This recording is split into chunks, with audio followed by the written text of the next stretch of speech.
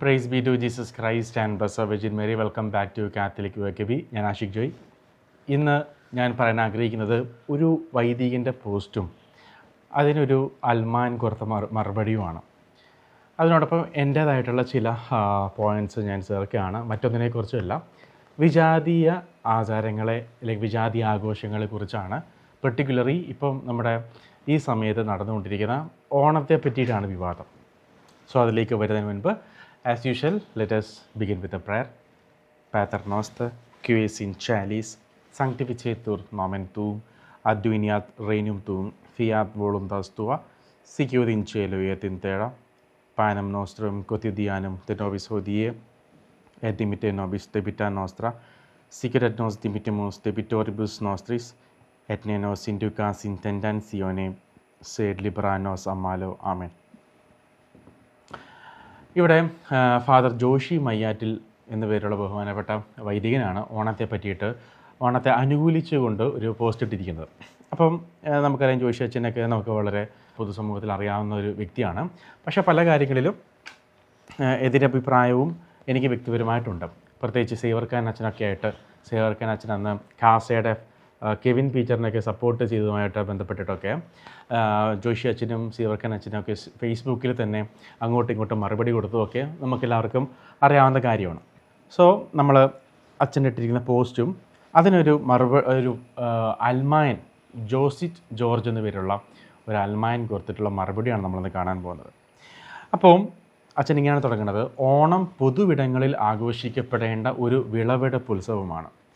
ഓണത്തെക്കുറിച്ച് എഴുതാൻ ആവശ്യപ്പെട്ട് ഒത്തിരി പേർ എനിക്ക് സന്ദേശം അയക്കുന്നു. കാരണങ്ങൾ കേൾക്കുമ്പോഴാണ് അത്ഭുതം തോന്നുന്നത്. ഒന്നാം പ്രമാണ ലംഘനമാണെന്ന് ചില ധ്യാനഗുരുക്കന്മാർ പറയുന്നത്രേ. ഓണാശംസ നടത്തിയാൽ പോലും പാപമാകുമത്രേ. അസുരൻ്റെ ഉത്സവമായതിനാൽ അത് പിശാച് സേവയാകുമത്രേ.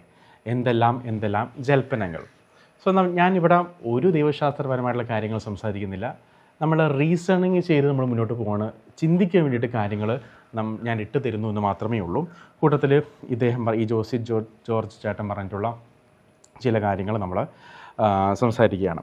അപ്പോൾ ഇവിടെ അച്ഛൻ പറഞ്ഞിരിക്കുകയാണ് ഇതെല്ലാം ജൽപ്പനങ്ങളാണ് എന്നുള്ളത്. അതായത് ധ്യാനഗുരുക്കന്മാർ പറയുന്നു ഇതെല്ലാം ഒന്നാം പ്രമാണ ലംഘനമാണ് എന്നുള്ളത്. അപ്പോൾ നമുക്കറിയാം, കേരളത്തിൽ 110-ലധികം ധ്യാന കേന്ദ്രങ്ങളുണ്ട്. ഇന്ന് കേരളത്തിൽ കത്തോലിക്കർക്കും കത്തോലിക്കർ അല്ലാത്തവർക്കും എല്ലാം വളരെ സുപരിചിതരായിട്ടുള്ള നിരവധി ധ്യാനഗുരുക്കന്മാരുണ്ട്. സോ ഏത് ധ്യാനഗുരുക്കന്മാരാണ് ഇത് പറയുന്നതെന്ന് പറയുന്നില്ല. പക്ഷേ നമുക്ക് വ്യക്തിപരമായിട്ട് അറിയാം ആരൊക്കെ ആയിരിക്കും അവരെന്നുള്ളത് അറിയാം. ഓണത്തെപ്പറ്റി മാത്രമല്ല, മറ്റ് പല ഒന്നാം കൽപ്പനയ്ക്ക് എതിരെയും അവർ സംസാരിക്കാറുണ്ട്. അതൊന്നും പലപ്പോഴും മറ്റു വൈദികർക്കും സ്വീകാര്യമല്ല എന്നുള്ളതാണ്. സോ ഇവിടെ വിശ്വാസികളായ ആളുകൾക്ക് അറിയേണ്ട ഒരു കാര്യത്തിലേ ഉള്ളൂ. ഒരു മാമോദിസയെ നമുക്കുള്ളൂ, ഒരു CCCയെ നമുക്കുള്ളൂ. കത്തോലിക്ക തിരുസഭയുടെ ഔദ്യോഗിക മതബോധം ഗ്രന്ഥം ഒറ്റൊന്നേ ഉള്ളൂ. എല്ലാവരും ഒരു മാർപ്പാപ്പയുടെ കീഴിലാണ്.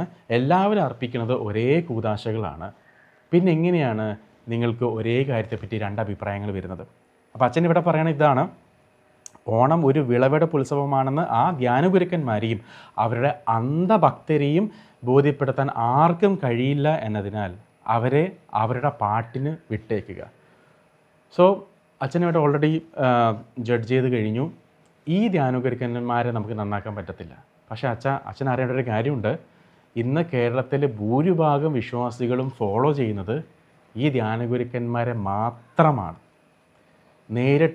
നേരിട്ടോ നേരിട്ടല്ലാതെയോ ഈ ധ്യാനഗുരുക്കന്മാരുടെ വീഡിയോസ് കണ്ടിട്ടാണ് അനേകർ വിശ്വാസത്തിലോട്ട് വന്നിട്ടുള്ളതും അനേകർ വിശ്വാസത്തിൽ വളരുന്നതും. അച്ഛൻ്റെ കോൺട്രിബ്യൂഷൻ എന്താണെന്നുള്ളത് അച്ഛനൊന്ന് ചിന്തിക്കണം. ധ്യാനഗുരുക്കന്മാരെ, അവരുടെ വാക്കുകളെ ജൽപ്പനങ്ങളെന്നും അവർ പറയുന്ന കാര്യങ്ങളെ ഫോളോ ചെയ്യുന്നവരെ അന്ധഭക്തർ എന്ന് പറഞ്ഞ് പരിഹസിച്ച് അവഹേളിക്കുമ്പോൾ what is your contribution for the salvation of souls എന്ന് ചിന്തിക്കണം. നമുക്കൊത്തിരി പാണ്ഡിത്യമുള്ളതുകൊണ്ടോ നമ്മളൊത്തിരി സ്കോളേഴ്സ് ആയതുകൊണ്ടോ കാര്യമില്ല. ആത്മാക്കളുടെ രക്ഷ ഡയറക്റ്റ്ലി പരിശുദ്ധ കുർബാന അർപ്പിക്കുന്നതും നമ്മൾ ഹോമിലി പറയണതും അതെല്ലാ വൈദികരും ചെയ്യുന്നുണ്ട്. What is extra in you for the salvation of the church? നമ്മളൊരു പുസ്തകം എഴുതിയതോ അല്ലെങ്കിൽ നമ്മൾ POCയുടെ എന്തെങ്കിലും കാര്യങ്ങൾ ചെയ്തതോ അല്ല. അതൊക്കെ ഇപ്പം ഏത് പണ്ഡിതരെയും നമുക്ക് ആ പൊസിഷനിൽ ഇരുത്താൻ പറ്റും. POCയുടെ കാര്യം പറയുകയാണെങ്കിൽ അതെന്തായാലും ഈ അവസരത്തിൽ ഞാൻ പറയാം. POC സമ്പൂർണ്ണ ബൈബിൾ പരിഷ്കരിച്ച ബൈബിൾ ഇറക്കി. നിങ്ങൾ ആത്മാരുടെ കയ്യിൽ കിട്ടുന്നതിന് മുൻപ് അതിൻ്റെ ഒരു 3000 കോപ്പി ആദ്യം ഇറങ്ങിയായിരുന്നു. 100-ലധികം തെറ്റുകളാണ് ഈ POCയിൽ ഉണ്ടായിരുന്നത്. എന്നിട്ട് അതും ഒരു അൽമായൻ ആ തെറ്റുകളെല്ലാം കണ്ടെത്തി അദ്ദേഹം സോഷ്യൽ മീഡിയയിലിട്ടു, വാട്സാപ്പ് ഗ്രൂപ്പിലൊക്കെ ഇട്ടപ്പോൾ അത് കണ്ട് ഒരു ധ്യാനഗുരു അദ്ദേഹത്തെ വിളിച്ച് സംസാരിച്ച ശേഷം POCയുമായിട്ട് കണക്ട് ചെയ്ത്, എന്നിട്ട് POC ഇദ്ദേഹം കൊടുത്ത മുഴുവൻ തെറ്റുകളും അവർ സ്വീകരിച്ചില്ല കേട്ടോ. അദ്ദേഹം കൊടുത്ത പലതും മാറ്റിയിട്ടാണ് വളരെ ഗുരുതരമായ ഈ വിവർത്തനങ്ങളിലെ പ്രശ്നങ്ങളുണ്ടായിരുന്നു. പ്രത്യേകിച്ച് ദാനിയേൽ പ്രവാചകൻ്റെ പുസ്തകത്തിൽ ഈ നിരന്തര ദഹനബലിയെ പറ്റിയിട്ടൊക്കെ പറയുന്ന ഭാഗങ്ങളൊക്കെ വളരെ ഗുരുതരമായ മിസ്റ്റേക്സ് ആയിരുന്നു. ഒരു അൽമായനാണ് നോക്കണം. നമ്മൾ POC ബൈബിൾ തുറന്നു നോക്കിയാൽ നമുക്ക് കാണാൻ പറ്റും, doctor doctor doctor doctor reverend reverend reverend reverend doctor doctor doctor doctor ഇങ്ങനെ കാണാം. ഇവരെല്ലാം ഇരുന്നിട്ടും ഇത്ര മാത്രം 100 കണക്കിന് തെറ്റുകളുണ്ടായി ഈ പരിഷ്കരിച്ച പതിപ്പിൽ.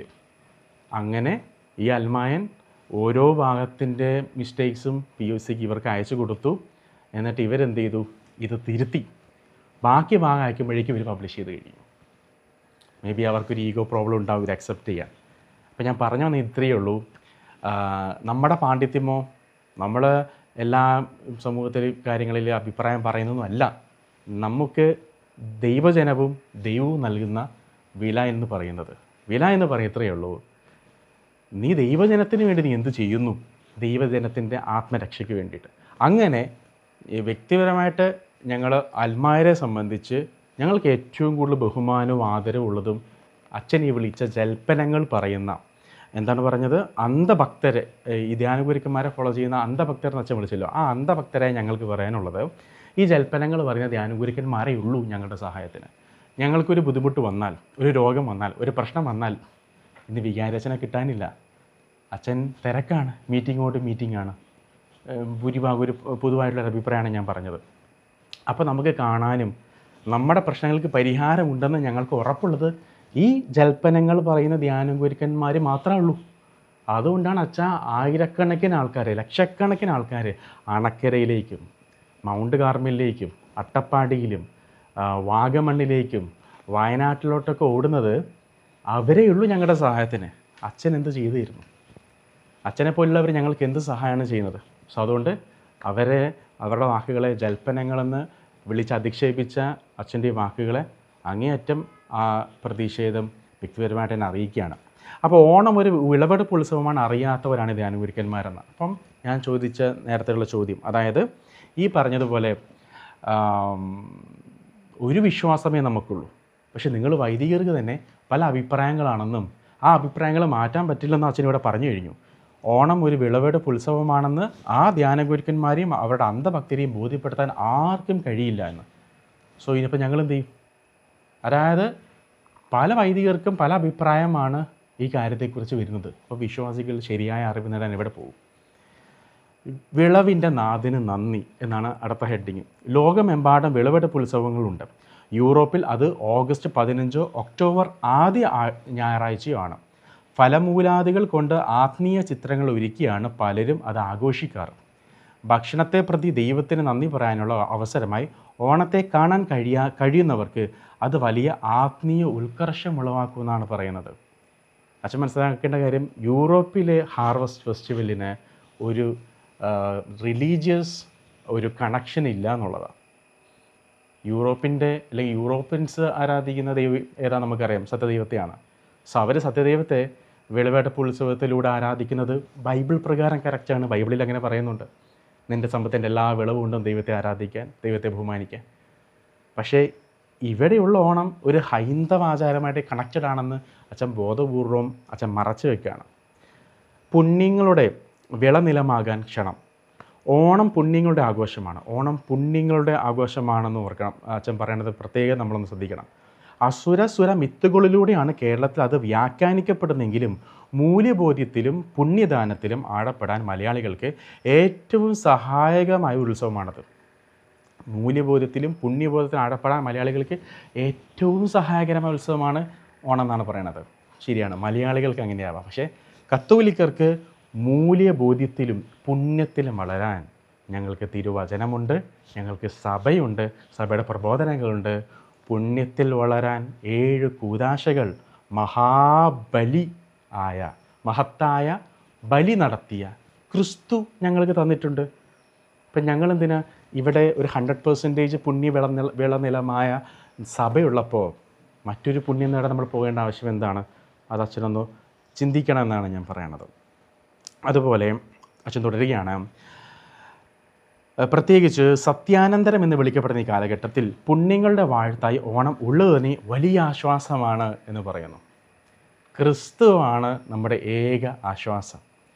എനിക്ക് ഒരിക്കലും മനസ്സിലാവുന്നില്ല എങ്ങനെയാണ് ഇതൊരു വലിയൊരു ആശ്വാസമായിട്ട് അച്ഛൻ അനുഭവപ്പെടുന്നുള്ളതാണ്. അതിനാലാണ് ഓണസങ്കീർത്തനം എന്ന് 15ാം സങ്കീർത്തനത്തെ ഞാൻ വിശേഷിപ്പിക്കുന്നതും ഓണക്കാലത്ത് അത് കാര്യമായി ഉപയോഗിക്കാൻ ക്രൈസ്തവരെ നിരന്തരം ആഹ്വാനം ചെയ്യുന്നതും. So pathetic. പ്രേഷിതത്വത്തിനുള്ള സുവർണാവസരങ്ങൾ അജ്ഞതയുടെയോ ഭയത്തിൻ്റെയോ നിസ്സംഗതയുടെ പേരിൽ കളഞ്ഞു കുളിക്കുന്നത് എത്ര കഷ്ടമാണ്. പ്രേഷിതത്വത്തിനുള്ള നമ്മുടെ അവസരമാണ് പോലും ഓണം. അച്ഛനൊന്ന് ക്ലാരിഫൈ ചെയ്യണം, എന്ത് പ്രേഷിതത്വമാണ് നമ്മൾ ഓണത്തിൻ്റെ സമയത്ത് ചെയ്യുന്നത്? നമ്മൾ ഹൈന്ദവരുടെ ഇടയിൽ പോയിട്ട് നമ്മൾ ഓണത്തിൻ്റെ സമയത്ത് പറയുന്നുണ്ടോ യേശുവാണ് ഏകരക്ഷകൻ, നിത്യജീവൻ ലഭിക്കേണ്ട മാർഗ്ഗങ്ങളെപ്പറ്റി നമ്മൾ പറയുന്നുണ്ടോ? മറിച്ച് നമ്മൾ എന്താണ് മെസ്സേജ് കൊടുക്കുന്നത്? നമ്മളെല്ലാം ഒന്നാണ്. നിങ്ങൾ ചെയ്യുന്ന അതേ കാര്യങ്ങൾ തന്നെയാണ് ഹൈന്ദവ സഹോദരങ്ങൾ ഞങ്ങളുടെ പള്ളിയിൽ ചെയ്യുന്നത്. സോ ഞങ്ങൾക്ക് നിങ്ങളുടെ വിശ്വാസത്തിൽ നിന്ന് യുണീക്കായിട്ട് ഒന്നുമില്ല. നിങ്ങൾക്ക് നിലവിളക്കുണ്ട്, ഞങ്ങൾക്ക് നിലവിളക്കുണ്ട്. നിങ്ങൾക്ക് ഈ അരവണമുണ്ട്, ഞങ്ങൾക്ക് അതുപോലെയുള്ള അന്നദാനങ്ങളും മറ്റ് നേർച്ചകളും ഞങ്ങൾക്കുണ്ട്. നിങ്ങൾക്ക് തുലാഭാരമുണ്ട്, ഞങ്ങൾക്ക് തുലാഭാരമുണ്ട്. നിങ്ങൾക്ക് യോഗയുണ്ട്, ഞങ്ങൾക്ക് ക്രിസ്തീയ യോഗയുണ്ട്. നിങ്ങളും വിഗ്രഹാർപ്പിത ഭക്ഷണം കഴിക്കുന്നു, ഞങ്ങളും വിഗ്രഹാർപ്പിത ഭക്ഷണം നിങ്ങളുടേത് തന്നെ ഞങ്ങൾ കഴിക്കുന്നു. പക്ഷേ ഞങ്ങളുടെ പിതാക്കന്മാർ പറഞ്ഞിട്ടുണ്ട് അത് ഭക്ഷണമാണെന്ന് വിചാരിച്ച് കഴിച്ചാലും കുഴപ്പമില്ല എന്ന്. സോ ഞങ്ങളും വിഗ്രഹാർപ്പിത ഭക്ഷണം കഴിക്കുന്നുണ്ട്. അപ്പം നിങ്ങൾ തമ്മിൽ വലിയ വ്യത്യാസമൊന്നുമില്ല എന്ന മെസ്സേജല്ലേ അച്ഛൻ നമ്മൾ കൊടുക്കുന്നത്. എന്ത് പ്രേഷിതത്വമാണ് നമ്മൾ ഓണത്തിൻ്റെ സമയത്ത് നമ്മൾ ചെയ്യുന്നത്? അച്ഛൻ പറഞ്ഞു തരുന്ന ഓണം ആഘോഷിക്കാത്തവർ ഈ പ്രേഷിതത്വത്തിനുള്ള സുവർണാവസരം നഷ്ടപ്പെടുത്തുമെന്നാണ് പറഞ്ഞത്. ഏത് ഓണ സമ്മേളന വേദിയിലാണ് അല്ലെങ്കിൽ ഏത് ഓണപ്പരിപാടി നടക്കുന്ന വേദിയിലാണ് അച്ഛൻ അക്രൈസ്തവരോട് യേശു ഏകരക്ഷകനാണ് എന്ന സത്യം പറഞ്ഞിട്ടുള്ളത്? ഒന്ന് ചിന്തിക്കുക. തിരുനാളുകൾ തന്നെ മുഖ്യം. പള്ളി കോമ്പൗണ്ട് പോലുള്ള പൊതുവിടങ്ങൾ ഓണം പോലുള്ള ആഘോഷങ്ങൾക്ക് ഉചിതമായ വേദികൾ തന്നെയാണ്. പള്ളി കോമ്പൗണ്ടുകൾ പോലുള്ള പൊതുവിടങ്ങൾ ഓണം പോലുള്ള ആഘോഷങ്ങൾക്ക് ഉചിതമായ വേദികൾ തന്നെയാണ്. ക്രിസ്തുമസിനും ഈസ്റ്ററിനും ഇല്ലാത്ത ആഘോഷം ഓണത്തിന് എന്തിന് എന്ന ചോദ്യം അടിസ്ഥാനമില്ലാത്തതാണ്. ക്രൈസ്തവർ ഏറ്റവും സുന്ദരമായി ആഘോഷിക്കുന്നത് സ്വന്തം വിശ്വാസത്തിൻ്റെ ആഘോഷങ്ങൾ തന്നെയാണ്. Yes, very good. ലിറ്റർജിയിലൂടെ, ദേവാലയത്തിലും ചെറിയ പങ്കുവെക്കലുകളിലൂടെ, പള്ളി കോമ്പൗണ്ടുകളിലും വിപുലമായ സദ്യയോടെ ഒന്നു ചേർന്ന ആഘോഷങ്ങളിലൂടെ കുടുംബങ്ങളിൽ നമ്മൾ ഈസ്റ്ററും ക്രിസ്തുമസും ആചരിക്കുന്നു. യെസ്, അത്രയ്ക്ക് പ്രധാനമല്ലാത്തതിനാലാണ് ഓണം നമ്മൾ പൊതുവിടങ്ങളിൽ ഒതുക്കുന്നത്. ഓണം പൊതുവിടങ്ങളിലാണോ ഒതുക്കുന്നത്? ഒരേ സമയം അച്ഛൻ പറയുന്നു പള്ളി കോമ്പൗണ്ടുകൾ പോലുള്ള പൊതുവിടങ്ങൾ. പള്ളി കോമ്പൗണ്ട് അച്ഛൻ പൊതുവിടമായിട്ടാണ് കാണുന്നത്. നമ്മളെ സംബന്ധിച്ച് പൊതുവിടം എന്ന് പറയുന്നത് ബസ് സ്റ്റാൻഡ്, റെയിൽവേ സ്റ്റേഷൻ, ഈ കവലകൾ, ഇതൊക്കെയാണ് പൊതുവിടം. പള്ളി കോമ്പൗണ്ട് പള്ളിയുടെ പ്രൈവറ്റ് പ്രോപ്പർട്ടി ആണെന്നാണ് ഞാൻ മനസ്സിലാക്കുന്നത്. ഓണം അത്രയ്ക്ക് പ്രധാനമാണെന്ന് ക്രിസ്ത്യാനിക്ക് തോന്നാത്തത് കൊണ്ടാണ് നമ്മൾ നമ്മുടെ ഭവനങ്ങളിൽ ഓണം ആഘോഷിക്കാതെ പള്ളികളിൽ മാത്രം, പള്ളി കോമ്പൗണ്ടിൽ മാത്രം ഓണം ആഘോഷിക്കുന്നത് എന്നാണ് അച്ഛൻ പറയുന്നത്. പക്ഷേ അങ്ങനെയല്ല അച്ഛൻ യാഥാർത്ഥ്യം. സാധാരണ ഒരു വിശ്വാസിയുടെ വിശ്വാസം അനുസരിച്ച് പള്ളിയിൽ ആഘോഷിക്കുന്നത് നമ്മുടെ വീട്ടിൽ ആഘോഷിക്കാൻ ഓക്കെയാണ്, അതിന് യാതൊരു കുഴപ്പമില്ല. സോ പള്ളിയിൽ ആഘോഷിച്ച് കഴിഞ്ഞിട്ട് ആ ആഘോഷിച്ച ക്രിസ്ത്യാനി ബാക്കി അവിടെയുള്ള ചോറും കറിയും എടുത്ത് വീട്ടിൽ കൊണ്ടുപോയിട്ടും കഴിക്കുന്നുണ്ട്, അവർ വീട്ടിൽ ആഘോഷിക്കുന്നുണ്ട്. സോ പള്ളിയിൽ ആഘോഷിച്ചെങ്കിൽ, പള്ളി കോമ്പൗണ്ടിൽ ആഘോഷിച്ചെങ്കിൽ തീർച്ചയായിട്ടും വീടുകളിലും അവർ ആഘോഷിക്കുന്നുണ്ട്, ഈസ്റ്ററും ക്രിസ്മസും പോലെ തന്നെ. വിവേകപര മൗലിക പുണ്യം. പണ്ട് പുരോഹിതരിലും സമർപ്പിതരിലും സമൃദ്ധമായി കണ്ടിരുന്ന ഒന്നാണ് വിവേകം. പക്ഷേ കാലം ചെല്ലും തോറും വിവേകത്തോടെ വിശ്വാസ ജീവിതം നയിക്കുന്നതിലും തിരിച്ചറിവോടെ പ്രായോഗിക ബുദ്ധി പ്രയോഗിക്കുന്നതിലും വലിയ വീഴ്ചകൾ ഉണ്ടാകുന്നുണ്ട്. ഓണത്തെ സംബന്ധിച്ചും വലിയ വിവേകരാഹിത്യം പ്രകടമാകാറുണ്ട്. കുർബാന മധ്യയുള്ള മിത്തോളജി വിവരണം, പള്ളിക്കകത്തുള്ള മാവേലി വേഷം കെട്ടലും ഓണസദ്യയുമെല്ലാം ഇത്തരത്തിൽ വിവേകക്കുറവിൻ്റെ ലക്ഷണങ്ങളാണ്. അപ്പോൾ അച്ഛൻ അടുത്തൊരു പോയിന്റിലോട്ട് കിടക്കുകയാണ്. അതായത് പള്ളി കോമ്പൗണ്ടിൽ ഒരു വ്യക്തിപരമായിട്ട് ഓണം ആഘോഷിക്കാം, പക്ഷെ പള്ളിയുടെ അകത്ത് കൊണ്ടുവരുന്നത് അത് വിവേകക്കുറവിൻ്റെ ലക്ഷണമാണ്. അച്ഛാ, we are the temple of God. നമ്മൾ തന്നെ ഒരു പള്ളിയാണ്, നമ്മൾ തന്നെ ദൈവാലയമാണ്. പരമപരിശുദ്ധ ത്രിയേക ദൈവം വസിക്കുന്ന ആലയമാണ് നമ്മുടെ ശരീരം. അപ്പോൾ പള്ളിക്കുള്ളിൽ ഇത് കൊണ്ടുവരുന്ന അച്ഛന് വിവേകക്കുറവിൻ്റെ ലക്ഷണമായിട്ട് തോന്നുന്നെങ്കിൽ, അതേ ദൈവത്തിൻ്റെ ആലയമായി ഞാനിത് വ്യക്തിപരമായിട്ട് ആഘോഷിക്കുന്നത് എങ്ങനെ അത് വിവേകമായിട്ട് മാറുന്നു? എനിക്ക് മനസ്സിലാവുന്നില്ല. ശ്രദ്ധിക്കേണ്ട കാര്യങ്ങൾ. ബലിയർപ്പണത്തിനായി കൂദാശ ചെയ്യപ്പെട്ട ഒരു ദേവാലയത്തിൽ എന്ത് ആകാം, എന്ത് പാടില്ല എന്ന വ്യക്തമായ ധാരണ പുരോഹിതനും പള്ളി കമ്മിറ്റിക്കാർക്കും ഉണ്ടായിരിക്കണം. എക്സാക്ട്ലി. പള്ളിക്കകത്ത് എന്ത് പാടുണ്ട്, എന്ത് പാടില്ല, ഇത് തമ്പുരാൻ ബൈബിൾ പറഞ്ഞിട്ടുണ്ട്. ദേവാലയമാകുന്ന എൻ്റെ ശരീരം കൊണ്ട് എന്ത് ചെയ്യാം, എന്ത് പാടില്ല എന്നും തമ്പുരാൻ പറഞ്ഞിട്ടുണ്ട്. ആ പറഞ്ഞ കാര്യം ധ്യാനഗുരുക്കന്മാർ പറയുമ്പോഴാണ് അച്ഛന് ജൽപ്പനങ്ങളായിട്ട് തോന്നുന്നത്. ഒന്നാം കൽപ്പനയെ പറ്റിയിട്ട് വ്യക്തമായിട്ട് പഴയ നിയമത്തിൽ പറയുന്ന കാര്യങ്ങൾ അത് പല ക്രൈസ്തവരുടെയും ജീവിതത്തിൽ വളരെ തകർച്ചയ്ക്ക് കാരണമാകുന്നു എന്ന് ഈശോ മെസ്സേജ് കൊടുത്തിട്ട് അവർ ധ്യാനകേന്ദ്രങ്ങളിൽ പറയുകയാണ്. അതാണ് അച്ഛന് ജൽപ്പനങ്ങളായിട്ട് തോന്നുന്നത്. അതാണ് അച്ഛനെ സംബന്ധിച്ച് ഒരുപക്ഷെ പഴയ നിയമം വാലിഡ് ആയിരിക്കത്തില്ല, അല്ലെങ്കിൽ അതിന് പല വ്യാഖ്യാനങ്ങൾ ഉണ്ടാവാം നിങ്ങളെ സംബന്ധിച്ച്.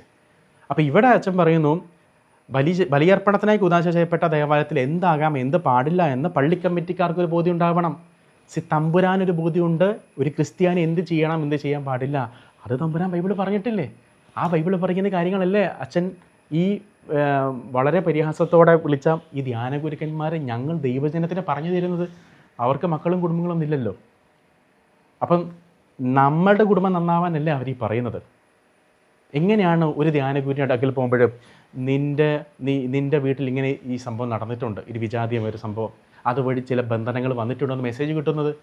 മെസ്സേജ് കിട്ടുക മാത്രമല്ല, ഈ വ്യക്തി അത് കുമ്പസാരിച്ച് കഴിയുമ്പോൾ കുടുംബത്തിന് അനുഗ്രഹവും ലഭിക്കുന്നു. അതെങ്ങനെ സാധിക്കുന്നു? സോ അതിനർത്ഥം ഇത് സത്യമാണ് എന്നല്ലേ? ഈ ധ്യാനകേന്ദ്രങ്ങൾ കൾട്ട് ഗ്രൂപ്പല്ലല്ലോ, സഭയുടെ കീഴിൽ തന്നെയല്ലേ?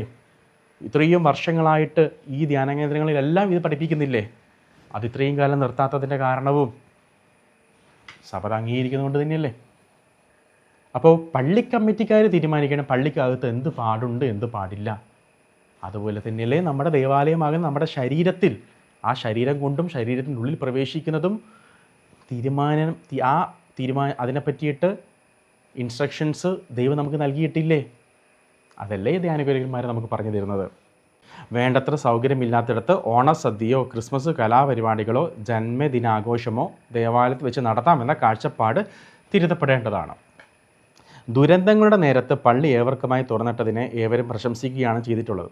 ഹൃദയത്തുറവുള്ള അത്തരം നീക്കങ്ങൾ എമർജൻസി കാലത്ത് ഇനിയും സഭയുടെ ഭാഗത്തു നിന്നും ഉണ്ടാകണം. എന്നാൽ അതിൻ്റെ പേരിൽ ഓണസദ്യയും ക്രിസ്മസ് കലാപരിപാടികളും പന്തുകളി ആസ്വാദനവും പള്ളിക്കകത്തേറ്റ് കയറ്റുന്നതോട് പൂർണ്ണമായ വിയോജിപ്പ് പ്രകടിപ്പിക്കുന്നു.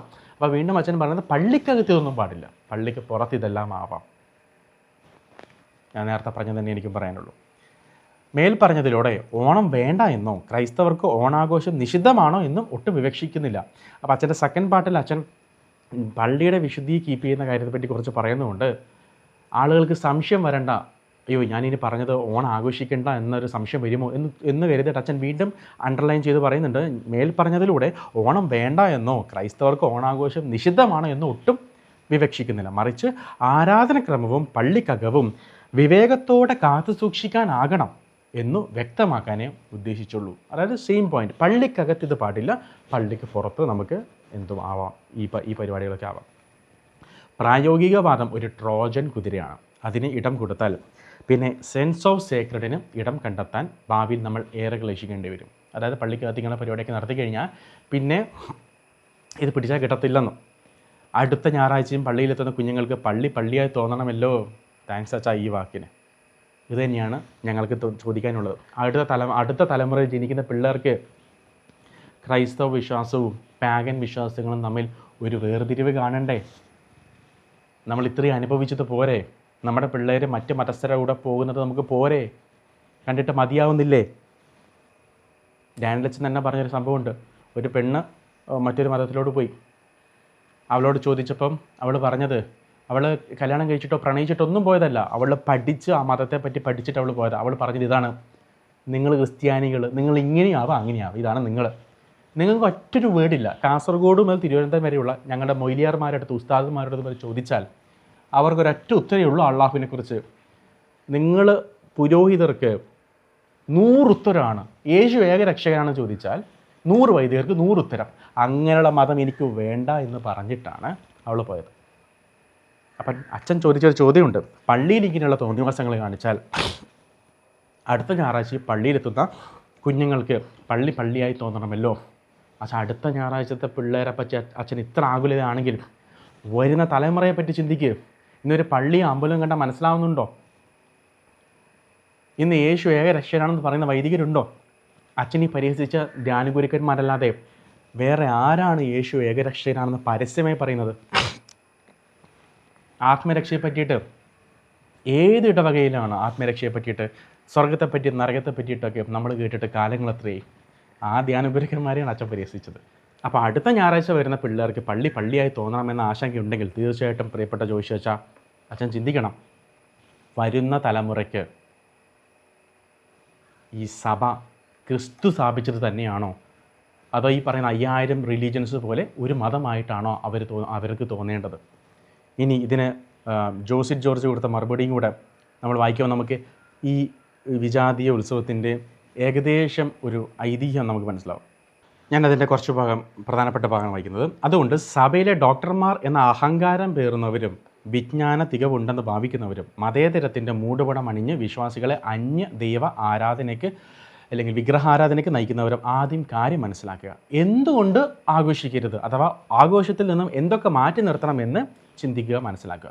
ഇനിയുള്ള കാര്യങ്ങൾ നിങ്ങളുടെ ചിന്തയ്ക്ക് വിട്ടുതരുന്നു. വിശ്വാസിയാണെങ്കിൽ മനനം ചെയ്യുന്ന മനുഷ്യനായി വിവേകവും വിവേചനവും ഉപയോഗിച്ച് തീരുമാനത്തിലെത്തുക.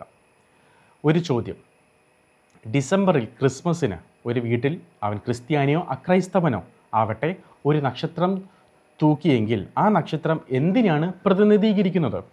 ആ നക്ഷത്രം ഉണ്ണീശോയുടെ ജനനത്തെയും കിഴക്കുതിച്ച നക്ഷത്രത്തെയും പ്രതിനിധീകരിക്കുന്ന ആ നക്ഷത്രം ഏത് വീട്ടിൽ തൂക്കിയാലും അതിൻ്റെ അർത്ഥം മാറുന്നില്ല എന്നത് നിസ്തർക്കമല്ലേ? എന്ന് പറഞ്ഞതുപോലെയാണ് ഓണത്തിന് പൂക്കളം ഇടുമ്പോൾ അത് തൃക്കാക്കര അപ്പനുള്ള നേദ്യമാണെന്ന് മനസ്സിലാക്കുക. ഒരു പൂക്കളത്തിൽ 10 ദേവപ്രതിഷ്ഠ വരുമെന്ന കാര്യം നിങ്ങൾക്കറിയാമോ? അതാണ് അത്തം 10. അതായത് 10 ദിവസമുണ്ട്. അതിൽ നമ്മൾ ഓരോ സർക്കിളും ഇട്ട് അത്തം 10 ആകുമ്പോൾ 10 കളാവും. ആ 10 കളത്തെ സൂചിപ്പിക്കുന്നത് എന്താണ്? 10 ദേവന്മാർക്കുള്ള പ്രതിഷ്ഠയായിട്ടാണ് അത് സൂചിപ്പിക്കുന്നത്. എന്നിട്ട് ഇദ്ദേഹം ഒരു ചരിത്രം പറയുന്നുണ്ട്, വിശ്വസനീയമായ ഒരു ചരിത്രം. പതിറ്റാണ്ടുകൾക്ക് മുൻപ് തൃക്കാക്കര ക്ഷേത്രത്തിൽ പോയി വാമനനെ തൊടാനും നേദ്യം അർപ്പിക്കാനും സാധിക്കാത്ത സാഹചര്യമുണ്ടായി. കാരണം ആ സമയത്തുണ്ടാകുന്ന കഠിനമായ മഴ, വെള്ളപ്പൊക്കം, യാത്രാക്ലേശമായപ്പോൾ ഹിന്ദുമതത്തിലെ സമുന്നതർ തീരുമാനമെടുത്തു, ക്ഷേത്രത്തിൽ വന്ന് തൊഴാൻ സാധിക്കാത്തവർ വീട്ടിൽ അതിനുള്ള സാഹചര്യം ഒരുക്കട്ടെ. അങ്ങനെ ഹിന്ദു വിശ്വാസികൾ സ്വന്തം വീട്ടിൽ പൂക്കളം ഒരുക്കുവാൻ തുടങ്ങി. അതാണ് പൂക്കളത്തിൻ്റെ വിശ്വസനീയമായൊരു ചരിത്രം. ആ പൂക്കളമാണ്, ആ പ്രതിഷ്ഠയും നേദ്യവുമാണ് നമ്മുടെ പള്ളിയുടെ വരാന്തയിലും കോൺവെൻറ്റിൻ്റെ പൂമുഖത്തും വീടിൻ്റെ നടുമുറ്റത്തും ക്രിസ്ത്യാനികൾ ഇടുന്നത്. ക്രിസ്ത്യാനി യഹോവയിൽ മാത്രം വിശ്വസിക്കുന്ന ഒരു വിശ്വാസിക്ക് ഈ പരിപാടി ചെയ്യാൻ സാധിക്കുമോ? ഇത് ശരിയോ തെറ്റോ? ഈ യാഥാർത്ഥ്യത്തെ വിളവെടുപ്പിൻ്റെ ആഘോഷം എന്ന് പറഞ്ഞ് ന്യായീകരിച്ച് മെഴുകരുത്. യാഥാർത്ഥ്യം വേറെ, ഉണ്ടാക്കിയ കഥകൾ വേറെ. ഇനി ഇതിൽ അച്ഛൻ പറഞ്ഞൊരു പോയിൻ്റുണ്ട്. ഇതിൽ ധ്യാനഗുരുക്കന്മാർ പറയുന്നു ഇത് തിന്മയാണ്, മാവേലി അസുരനായതുകൊണ്ട് ഇത് തിന്മയാണ് എന്ന് പറഞ്ഞ് അച്ഛൻ അതിനെ ലഘൂകരിക്കുന്നുണ്ട്. ഇദ്ദേഹം പറയാണ്, ഇനി മാവേലി, ദേവാസുര കഥകൾ കേട്ടിട്ടുള്ളവർക്ക് അറിയാം ദേവനാരെന്നും അസുരനാരെന്നും. കൃഷ്ണനെ കൊല്ലാൻ ശ്രമിച്ചിരുന്ന കംസൻ അസുരനായിരുന്നു. അസുരൻ്റെ അർത്ഥം നോക്കിയാൽ ഡീമൺ, ഈവിൾ സ്പിരിറ്റ്, സാത്താൻ എന്നാണ് കാണിക്കുന്നത്. തിന്മയുടെ പ്രതീകമെന്ന് സിമ്പിളായി പറയാം. അതേ അസുരഗണത്തിൽപ്പെട്ട ആളാണ് മഹാബലിയും. ഈ തിന്മയെ ഇല്ലായ്മ ചെയ്യാനാണ് വിഷ്ണു വാമനാവതാരമെടുത്തത്. അപ്പോൾ പ്രിയമുള്ളവരെ, അതുപോലെ തന്നെ തിരുവാതിര ദേവപ്രീതിക്കായി ചെയ്തിരുന്ന നൃത്തമാണെന്ന് അറിയാത്തവരാണോ? ശിവലിംഗ പ്രതിഷ്ഠയുള്ള നിലവിളക്കിന് ചുറ്റും നൃത്തം ചെയ്യുമ്പോൾ അത് ആരെ പ്രീതിപ്പെടുത്താനാണെന്ന് മനസ്സിലാക്കാനുള്ള വിവരവും വിവേകവും നമുക്കില്ലേ? അപ്പോൾ ഈ പറഞ്ഞതിനോട് ഞാനൊന്നും കൂടെ ചേർക്കട്ടെ. അതായത് അമിത്ഷാ വാമന ജയന്തി ആശംസിച്ചിരുന്നു കുറച്ച് വർഷങ്ങൾക്ക് മുൻപ്. അത് ചെറിയ രീതിയിൽ വിവാദമായി. അപ്പോൾ ആൾക്കാർ പറഞ്ഞു, ഇതുപോലെ എന്താണ് മാവേലി സെലിബ്രേറ്റ് ചെയ്യാത്തത്, വാമനനെ സെലിബ്രേറ്റ് ചെയ്യുന്നത്? കാരണം ഈ മിത്തോളജി പ്രകാരം തന്നെ വാമനൻ നന്മയുടെ ഭാഗവും മാവേലി തിന്മയുടെ ഭാഗവുമാണ്. അതുകൊണ്ടാണ് അവരുടെ ദേവന് മനുഷ്യാവതാരം എടുത്ത് ഈ തിന്മയെ പാതാളത്തോട് ചവിട്ടി താഴ്ത്തേണ്ടി വന്നത്.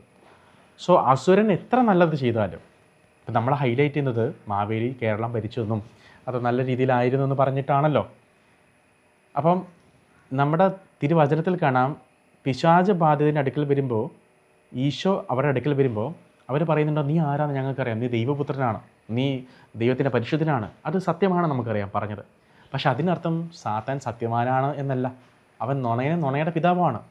വല്ലപ്പോഴും സത്യം പറഞ്ഞെന്ന് വെച്ചാൽ അവൻ്റെ ക്യാരക്ടറിൽ മാറ്റം വരുന്നില്ല എന്ന് പറഞ്ഞതുപോലെ ഈ നോർത്ത് ഇന്ത്യൻസ് ചിന്തിക്കുന്നത് എന്താണ്? വാമനൻ ഹീസ് കംപ്ലീറ്റ്ലി നന്മ. അപ്പോൾ ആ വാമനൻ ഈ തിന്മ തന്നെയായിട്ടുള്ള അസുരനെ ചവിട്ടി താഴ്ത്തുന്നു. അതിലെന്താണ് തെറ്റെന്നാണ് അവർ ചിന്തിക്കുന്നത്. അപ്പം തിന്മയായിട്ടുള്ള വ്യക്തിയിൽ നിന്ന് അവർ എത്ര നന്മ വന്നാലും അതിനൊന്നും വാലിഡിറ്റി ഇല്ല, അല്ലെങ്കിൽ ക്രെഡിബിലിറ്റി ഇല്ല. അപ്പോൾ വാമനൻ വന്ന് തിന്മയെ ഇല്ലാതാക്കി. അതാണ് അവരെ സെലിബ്രേറ്റ് ചെയ്യുന്നത്. പക്ഷെ ഇവിടെ നേരത്തെ കഥ തിരിച്ചാണെന്ന് മാത്രം. അത് അവരാഘോഷിച്ചോട്ടെ. ഒരു ക്രിസ്ത്യാനി എന്തിന് അത് ആഘോഷിക്കണം? അതും അവരുടെ തന്നെ റിലീജിയനിൽ തിന്മ എന്ന് വിളിക്കുന്ന ക്യാരക്ടറിനെ ക്രിസ്ത്യാനി എന്തിനാഘോഷിക്കണം? ഹാലോവിൻ്റെ കാര്യം കൂടി എടുക്കാം. വത്തിക്കാൻ പറയുന്നു വത്തിക്കാൻ എക്സോസിസ്റ്റുകൾ പറയുന്നു ഇത് ഹാലോവിൻ ആഘോഷങ്ങളിൽ മാതാപിതാക്കളും കുട്ടികളൊന്നും പങ്കെടുക്കരുത്. എന്താണ് പ്രോബ്ലം? നമ്മൾ ആരാധിക്കുന്നില്ലല്ലോ, നമ്മൾ ആഘോഷിക്കുന്നില്ലേ ഉള്ളൂ എന്ന് അവർ ചോദിക്കുന്നു. അവരെന്താ ചെയ്യുന്നത്? യൂറോപ്പിലും അമേരിക്കയിലും ഓസ്ട്രേലിയയിലുള്ള സായിപ്പന്മാരെന്താ ചെയ്യുന്നത്? അവർ പ്രേതങ്ങളുടെ ഒരു കോസ്റ്റ്യൂം ഇടുന്നു. ഈ പംകിനിലൊക്കെ പ്രേതത്തിൻ്റെ പല്ലൊക്കെ കുത്തി വെക്കുന്നു, 2 ഉണ്ടക്കണ്ണൊക്കെ വെക്കുന്നു, 2 കൊമ്പ് വെക്കുന്നു. അവരെന്നിട്ട് അതൊന്ന് അടിച്ചു പൊളിച്ച് ആൾക്കാരെ പ്രാങ്ക് ചെയ്ത് ക്യാൻഡീസൊക്കെ ഡിസ്ട്രിബ്യൂട്ട് ചെയ്ത് വൈകുന്നേരം 2 എണ്ണം അടിച്ച് 2 ഗ്രിൽഡ് ചിക്കനൊക്കെ കഴിച്ച് അവർ പിരിഞ്ഞങ്ങ് പോണു. ഇവരിൽ ആരെങ്കിലും സാത്താനെ ബലിയർപ്പിക്കുന്നുണ്ടോ? അല്ലെങ്കിൽ മക്കളെ നാളെ സാത്താൻ ആരാധനയാണ് എന്ന് പറഞ്ഞിട്ട് ആ ഈവനിങ്ങിൽ അവരിത് ചെയ്യുന്നുണ്ടോ? ഇല്ല. അതൊരു ഓളത്തിൻ്റെ പുറത്ത് അവർ ചെയ്യുന്നതാണ്. അത് പാടില്ലെന്ന് വത്തിക്കാൻ പറഞ്ഞിരിക്കുന്നത്. എന്താണ് എക്സോസിസ്റ്റുകൾ എന്താണ് പറയണത്? ആ രാത്രി സാത്താന് സമർപ്പിക്കപ്പെട്ട രാത്രിയാണ്. കാരണം ആ രാത്രി യഥാർത്ഥത്തിൽ സാത്താനിക ആരാധനയും ബ്ലാക്ക് മാസും മറ്റ് പറയാൻ കൊള്ളില്ലാത്ത കാര്യങ്ങളും മ്ലേച്ഛമായ കാര്യങ്ങൾ ഒരു കോർണറിൽ സംഭവിക്കുന്നുണ്ട് ആ രാത്രി. സോ ഇവൽ സ്പിരിറ്റിൻ്റെ പവേഴ്സ് ആ സമയത്ത് കൂടുതലാണ്.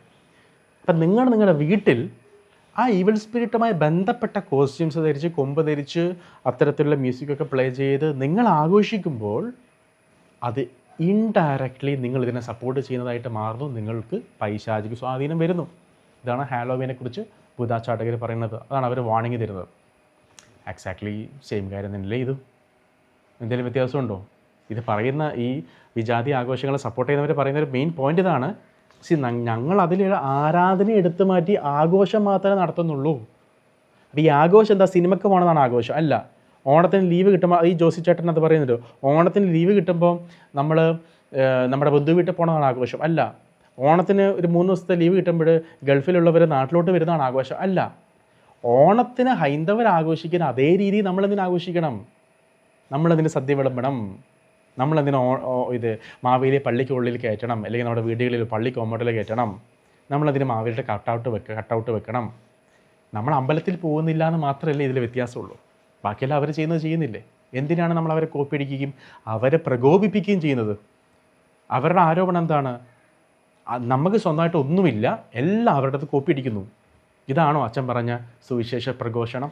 ഓണത്തിൻ്റെ സമയത്ത് നമ്മുടെ ഉള്ള വില കളയുകയല്ലേ ചെയ്യുന്നത്? അപ്പോൾ ആഘോഷങ്ങൾ എന്താണ്? ലീവ് കിട്ടുന്നൊരു മനുഷ്യൻ ഗൾഫിൽ ഇദ്ദേഹം പറയുന്നുണ്ട് 4 ദിവസം ലീവ് കിട്ടുന്നു, നാട്ടിലോട്ട് വരുന്നു. അതല്ല, ആ ആഘോഷത്തെ പറ്റിയല്ല ഈ പറയണത്. ഓണത്തിൽ ഹൈന്ദവർ ആഘോഷിക്കുന്ന അതേ രീതിയിൽ പൂക്കളം ഇടുകയും സദ്യ വിളമ്പുകയും ഇതൊക്കെ ചെയ്യുമ്പോൾ ഈ ആരാധനയും ഈ ആഘോഷവും സെപ്പറേറ്റ് ചെയ്യാൻ പറ്റത്തില്ല. പക്ഷെ നമ്മളത് സെപ്പറേറ്റ് ചെയ്തിട്ട് നമ്മൾ പറയാണ് ആരാധിക്കുന്നില്ലല്ലോ, ആഘോഷിക്കുന്നല്ലേ ഉള്ളൂ. ഹാലോവീൻ അങ്ങനെ തന്നെയാണ്. അവർ സാത്താൻ ആരാധിക്കുന്നുണ്ടോ? അവർ ആഘോഷിക്കുന്നല്ലേ ഉള്ളൂ. അപ്പോൾ ഹാലോവീൻ തെറ്റാവുകയും ഇത് തെറ്റല്ലാതാവുകയും ചെയ്യുന്നത് എങ്ങനെയാണ്? അപ്പോൾ അച്ഛൻ അറിയാത്തൊരു ആത്മീയ മണ്ഡലമുണ്ട്. ഈ ഡീമനോളജി പഠിച്ചിട്ടുള്ള എക്സോസിസ്റ്റുകൾ നമ്മുടെ കേരളത്തിൽ തന്നെയുണ്ട്. അവരാണ് ഈ ധ്യാനഗുരുക്കന്മാർ. അവരാണ് പറയുന്നത്, മക്കളെ ഇന്ന വസ്തുക്കൾ വീട്ടിൽ വെച്ചാൽ പ്രശ്നമുണ്ട്, ഇന്ന ദേവൻ്റെ നാമം ഉച്ചരിച്ചാൽ പ്രശ്നമുണ്ട്, ഇന്ന സെക്കൻഡ് സ്റ്റെഡ് കുത്തിയ പ്രശ്നമുണ്ട്, പച്ച കുത്തിയ പ്രശ്നമുണ്ട്. തുടക്കത്തിൽ അച്ഛൻ പറഞ്ഞതുപോലെ ഓണ ആശംസ നേരുന്ന പ്രശ്നമുണ്ടെന്നാണ് അച്ഛൻ പറയണത്. അവർ പറഞ്ഞു, ധ്യാനഗുരുക്കന്മാർ പറഞ്ഞു. അത് ഞാൻ കേട്ടിട്ടില്ല. എന്നാലും അവർ പറയുന്നതിൽ കാര്യമുണ്ട് എന്നല്ലേ അർത്ഥം? എങ്ങനെ? അവർ പറയുന്നു, ആഷിക്ക് നിൻ്റെ ജീവിത പ്രശ്നത്തിന് കാരണം ഇന്ന 1-ാം കൽപ്പനയുമായി ബന്ധപ്പെട്ടതാണ്, ഇന്ന സ്ഥലത്ത് പോയി ഭക്ഷണം കഴിച്ചതാണ്, നീ പോയി കുമ്പസാരിക്കുക. ഞാൻ കുമ്പസാരിക്കുന്ന എൻ്റെ ജീവിതത്തെ പ്രശ്നം മാറുന്നു. സോ അവർ പറയുന്നതിൽ കാര്യമുണ്ടല്ലോ. വിത്ത് എവിഡൻസ് ഈശോ അത് പ്രൂവ് ചെയ്യുന്നില്ലേ? അതുകൊണ്ട് ജോഷി അച്ഛനോട് പറയാനുള്ള ഒരു കാര്യതേ ഉള്ളൂ. ഈശോ പറഞ്ഞതുപോലെ, ഈശോയുടെ ഒരു വചനമുണ്ട്. ഈശോ പറഞ്ഞിട്ടുണ്ട്, നിങ്ങളോ സ്വർഗരാജ്യത്തിൽ കയറുന്നില്ല. നിങ്ങളൊരു ചെറു വിരൽ പോലും ഉപയോഗിക്കുന്നില്ല ഹെൽപ്പ് ചെയ്യാൻ. പകരം നിങ്ങൾ അവരെ കൂടുതൽ നരകസന്തതികളാക്കി മാറ്റുന്നു. ഇവിടെ ധ്യാനഗുരുക്കന്മാർ ഞങ്ങൾക്ക് വേണ്ടി രാപ്പകൽ മധ്യസ്ഥ പ്രാർത്ഥന ചൊല്ലിയും 5 ദിവസത്തെ ക്ലാസ്സും മറ്റെടുക്കാൻ ഓടി നടന്ന് രാജ്യങ്ങൾ അങ്ങോളം ഇങ്ങോളം ഓടി നടന്ന് ഞങ്ങൾക്ക് വേണ്ടി, ഞങ്ങളുടെ ആത്മരക്ഷയ്ക്ക് വേണ്ടി പ്രവർത്തിക്കുന്നത് അവർ മാത്രമേ ഉള്ളൂ. അതുകൊണ്ട് തന്നെ അവരുടെ വാക്കുകൾക്കാണ് ഞങ്ങൾ വില കൽപ്പിക്കുന്നത്. കാരണം ഞങ്ങളുടെ നന്മയ്ക്ക് വേണ്ടിയിട്ടാണ് അവർ ചെയ്യുന്നതെന്ന് ഞങ്ങൾക്ക് വളരെ വ്യക്തമായിട്ട് അറിയാം. സോ ഇത്രയേ ഉള്ളൂ. ഇത് കേൾക്കുന്ന അൽമായർ 2 സൈഡ് ഞാൻ പറഞ്ഞു കഴിഞ്ഞല്ലോ. നമ്മളൊന്ന് ചിന്തിക്കുക, എന്തുകൊണ്ട് ഡൊമിനിക് അച്ഛനും ഡാനിൽ അച്ഛനും സീവർക്കൻ അച്ഛനും തോമസ് വാഴച്ചാരിക്കൽ അച്ഛനും മാത്യു അച്ഛനും ഒന്നും നായക്കപ്പറമ്പിൽ അച്ഛനൊന്നും ഓണം ആഘോഷിക്കുന്നില്ല? അപ്പോൾ നമ്മളെക്കാളും ബോധ്യമുള്ളവരാണല്ലോ അവർ. ഈ പറഞ്ഞ ജോഷി അച്ഛനെ പോലെ തന്നെയുള്ളവരാണല്ലോ ഈ വൈദികരും. അപ്പോൾ അവരാഘോഷിക്കുന്നില്ല, അവരടുപ്പിക്കുന്ന പോലുമില്ല ഈ 1-ാം കൽപ്പനയുമായി ബന്ധപ്പെട്ട കാര്യങ്ങൾ. അപ്പോൾ അത് നമ്മൾ ചിന്തിക്കുക. അതുമാത്രമേ എനിക്ക് പറയാനുള്ളൂ. അപ്പോൾ ഈശോ എല്ലാവരും സമൃദ്ധമായിട്ട് അനുഗ്രഹിക്കട്ടെ. പരിശുദ്ധ അമ്മയോട് നമുക്ക് ഈ പറഞ്ഞ എല്ലാ വൈദികരും, പ്രത്യേകിച്ച് ജോഷി അച്ഛന് വേണ്ടിയിട്ടും എല്ലാ വൈദികർക്ക് വേണ്ടിയിട്ടും നമുക്ക് പ്രാർത്ഥിക്കാം. ഇതിലാരെയും വ്യക്തിപരമായിട്ടൊന്നും ഞാൻ പറയുന്നില്ല, പറഞ്ഞ കാര്യങ്ങളെ പറ്റി മാത്രമേ സംസാരിക്കുന്നുള്ളൂ. നമുക്ക് പ്രാർത്ഥിക്കാം. എല്ലാവരിലും വെളിവ് നിറയാനും എളിമയുണ്ടാവാനും ഈശോയുടെ പുരോഹിതരായി മാറാനും യേശുവിൻ്റെ പഠനങ്ങൾക്ക് വേണ്ടി പ്രതിരോധം തീർക്കാനും സുവിശേഷ വേല അതിൻ്റെ പൂർണ്ണതയിൽ സത്യം പറഞ്ഞ് വെള്ളം ചേർക്കാതെ ഈ സെക്കുലർ ബാധ ഒഴിഞ്ഞു മാറിക്കൊണ്ട് ഇവരിതൊക്കെ പ്രഘോഷിക്കാനും അങ്ങനെ ഒരു നാളിൽ നിത്യജീവൻ പ്രാപിക്കാനും വേണ്ടി ഈ നന്മ നിറഞ്ഞ മറിയുമെന്ന പ്രാർത്ഥന നമുക്ക് ആത്മാർത്ഥമായിട്ട് നമുക്ക് ചൊല്ലാം. ആവേ മരിയ ഗ്രാസിയ പ്ലേന ഡോമിനസ് തേക്കും ബെനഡിക്താത്തു ഇൻ മൊളിയരിബൂസ് എഡ് ബെനഡിക്തൂസ് ഫ്രുക്തൂസ് വെന്ത്രീസ് തു യേസൂസ് സാങ്താം മരിയ മാതർ ദൈ ഓരാ പ്രോനോബിസ് പെക്കാത്തോരിബൂസ് നുങ്കേ തിന്നോര മോർത്തിസ് നോസ്ത്രേ ആമേൻ. വിവ ക്രിസ്റ്റോറെ.